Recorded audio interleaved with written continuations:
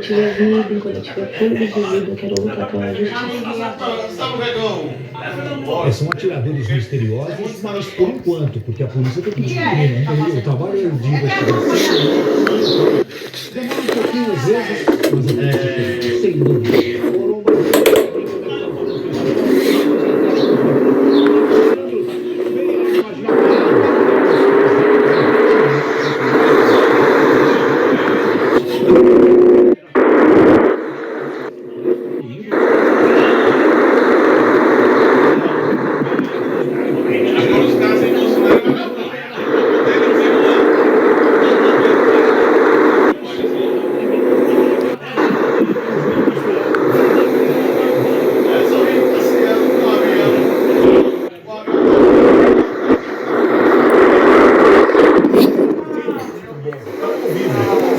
Seja o Renato Lombardi, que está fazendo a partir de agora no seu melhor, amanhã no estádio.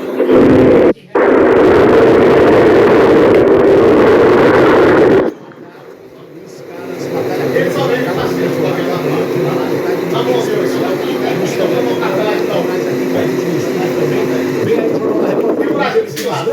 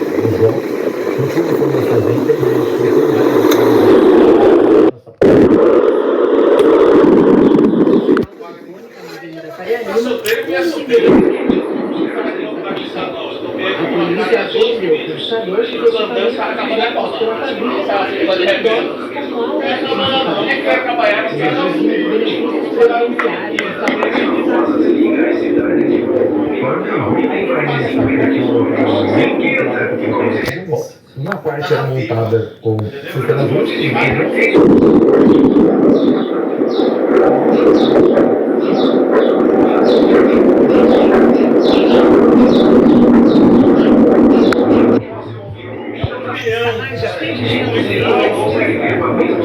de metros abaixo dos seus pés. É um teste para garantia. Os povos corajosos encaram que é uma mistura de engenharia